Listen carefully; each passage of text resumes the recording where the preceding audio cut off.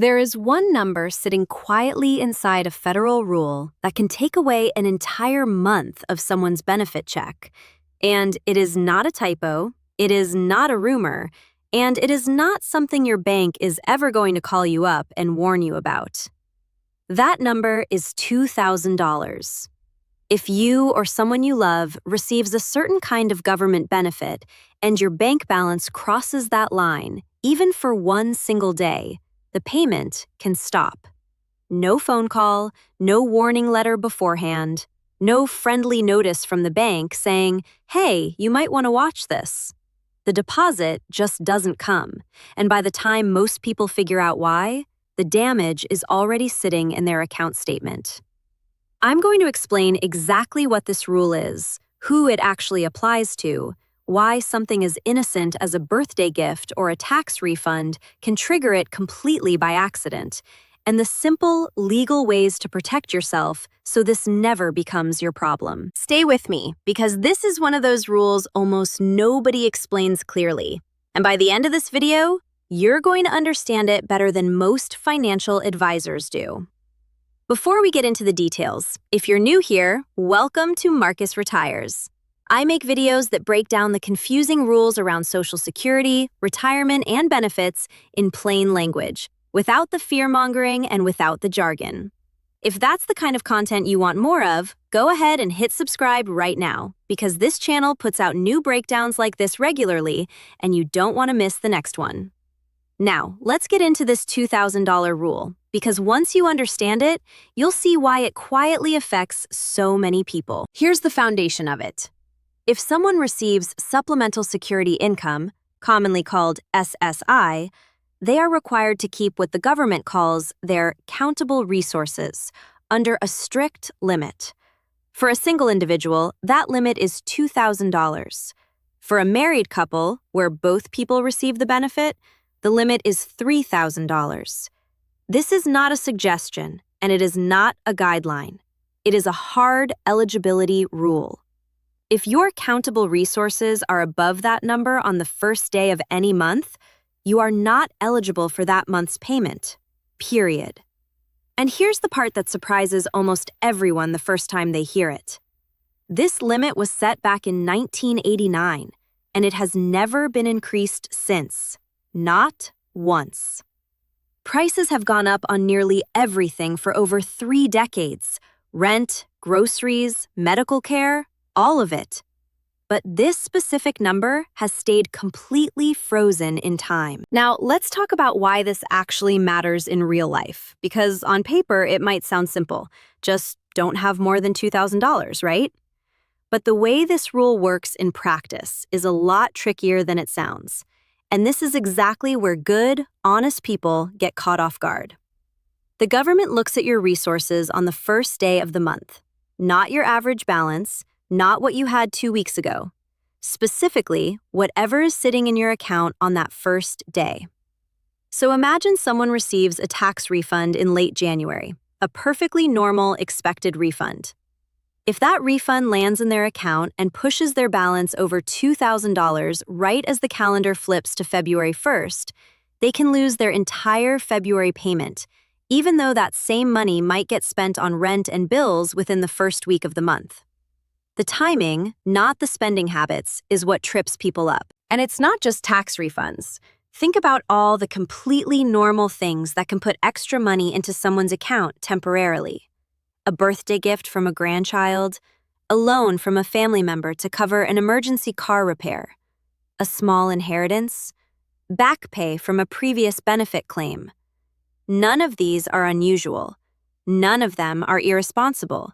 And yet, every single one of them can push someone over that $2,000 line without them even realizing it's a problem until the payment doesn't show up. Here's why I say your bank isn't going to warn you, because it's true, and it's worth repeating clearly. Your bank has absolutely no obligation and honestly no real reason to track whether a deposit affects your supplemental security income eligibility. That is not their job, it's not built into their systems, and no teller or app notification is going to flag it for you.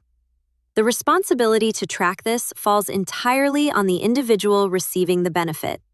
which means the only way to protect yourself is to actually understand the rule yourself, because nobody else in this chain is going to catch it for you before it becomes a problem. So let's talk about what actually counts toward this limit, because this is where a lot of confusion happens. And honestly, once you know this list, a lot of the anxiety around this rule goes away.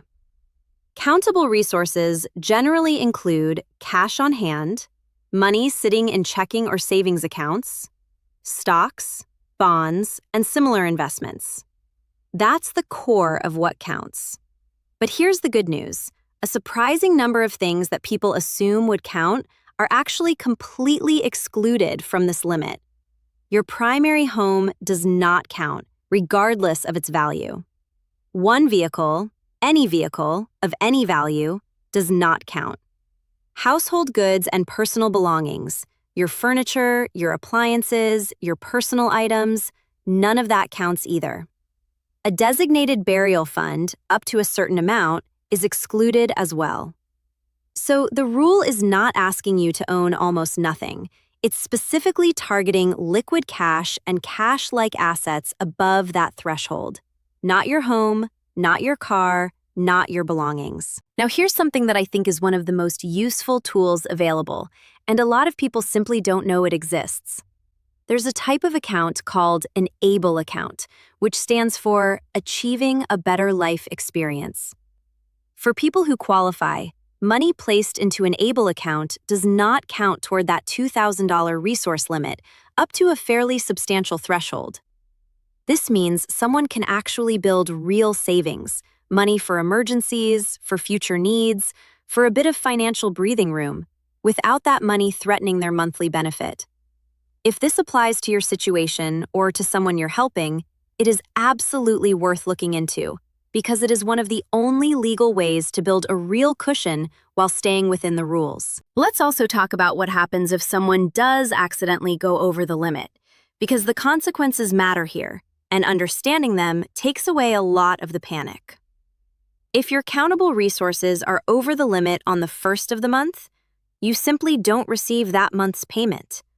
It's not necessarily permanent, and it's not automatically some kind of fraud investigation. Once your resources drop back under the limit, you can become eligible again. But here's the catch. If you continued receiving payments while you were technically over the limit, that can be treated as an overpayment, meaning the government may ask for that money back later. So the real danger isn't just missing 1 month's check. It's potentially having to repay money you already spent, which, for someone living on a fixed income, can be an enormous and unexpected burden. So what should you actually do about all of this? Let me walk you through the practical steps, the same way I'd explain it to my own family. First, know your number. If you or someone you're helping receives this type of benefit, write down the exact limit. $2,000 for an individual, $3,000 for a couple, and treat it like a hard ceiling, not a rough guideline. Second, watch the calendar, not just the balance. Remember, what matters is your resource total on the first day of the month. If a deposit is coming in near the end of a month, whether it's a refund, a gift, or anything else, think ahead about how that timing lines up with the first of the next month. Third, if a deposit does push someone temporarily over the limit and there are genuine, appropriate expenses to pay, spending that money down on legitimate needs before the end of the month, rent, medical bills, necessary purchases, is a completely normal and appropriate way to get back under the limit. This isn't a loophole, it's simply managing the timing correctly. Fourth, look into an ABLE account if it applies to your situation. It is genuinely one of the best tools available for building savings without jeopardizing benefits, and far too few people even know it exists. And fifth, if you're ever uncertain whether something counts as a resource or whether a specific deposit might create a problem, don't guess. Contact the Social Security Administration directly, or speak with a benefits counselor who specializes in this exact area. Guessing wrong on this rule can cost real money, so when in doubt, ask directly. I also want to say this clearly because I think it matters. This rule isn't really about banks keeping secrets from anyone.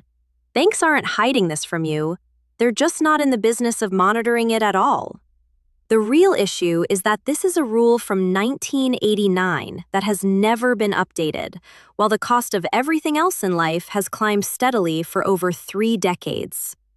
There has actually been discussion in Congress about raising this limit, recognizing that $2,000 simply doesn't reflect today's cost of living.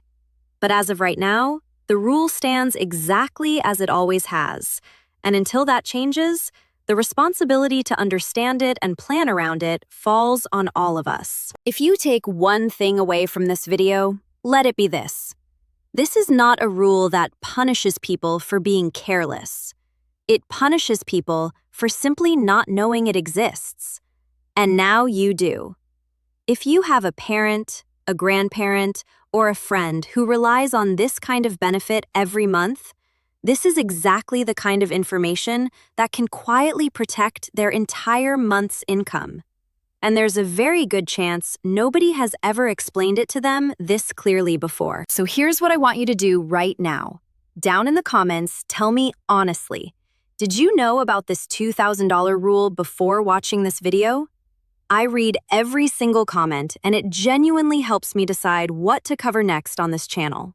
And if this video gave you information you didn't have 5 minutes ago, do me a favor and share it with someone who needs to hear it. A parent, a grandparent, a neighbor, anyone living on a fixed income who this could affect. A 30-second share from you could genuinely protect someone's benefit for an entire month. If you're new here, this is Marcus Retires, and I'm here to help everyday Americans understand the rules around their money and their benefits without the confusion and without the scare tactics. Hit subscribe if you want more breakdowns like this one, because there are more rules just like this one that almost nobody explains clearly, and I'll be covering them right here. Thanks for watching, take care of yourself and the people you love, and I'll see you in the next one.